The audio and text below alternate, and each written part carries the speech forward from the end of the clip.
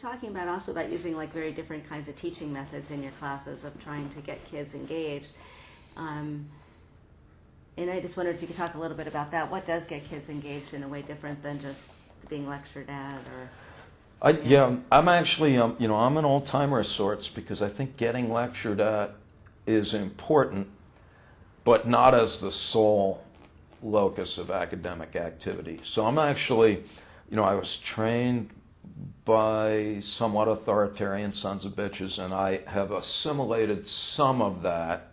I am, and the people I work with, we are adamant about careful reading of texts, and we are militant about people having to earn the right to have an opinion.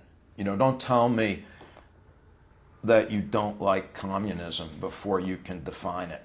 So we are very staunch in terms of imposing academic discipline, but we also just feel like there's a whole lot of different ways to crack the intellectual egg, as it were.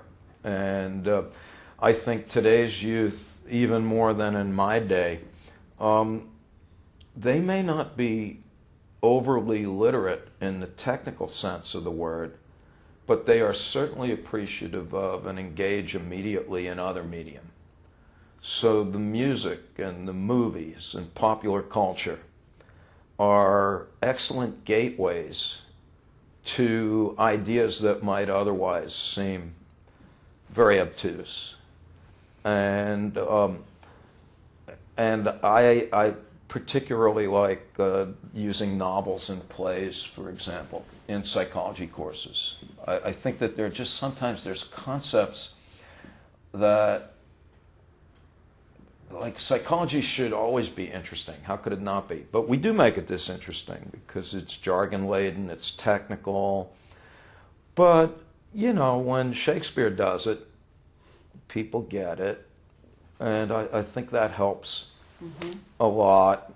And as I was saying in Washington, I know this sounds almost like a parlor trick, but because I've been doing it for so long, I like asking the students at the end of courses, they have to evaluate the courses anyway. And I was like, look, don't be bashful. I have tenure. I would have to molest sheep to get fired. And even then, they would probably look the other way. So just tell me, how can I make this better? And when and sometimes it's silly. It's like, don't give us exams or don't have the class at 8 in the morning. But there are other times when there are really excellent suggestions in good faith. And I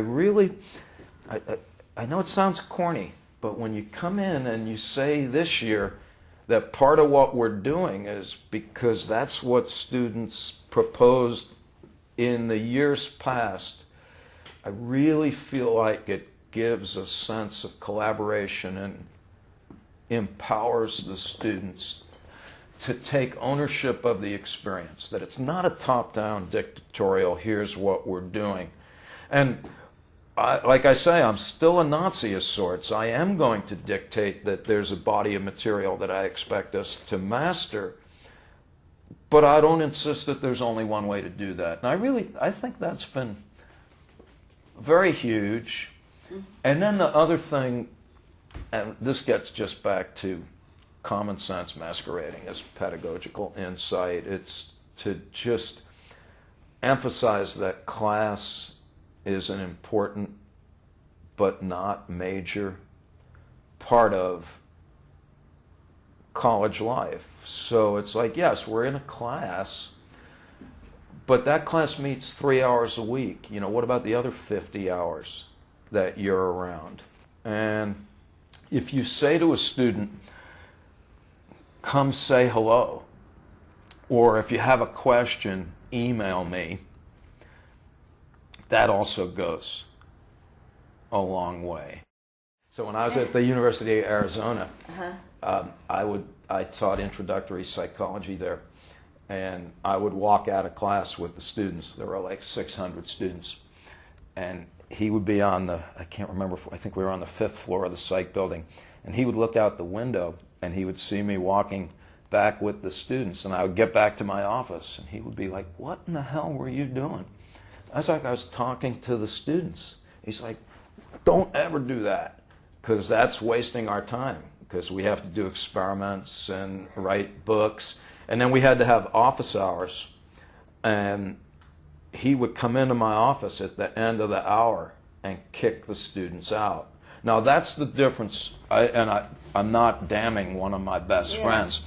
That's the difference between a research university and a liberal arts college environment. It's why I can't get anything done, but that's why the godparents of my kids are former students, and my doctor's a former student, my lawyer's a former student. I bought my house from a former student.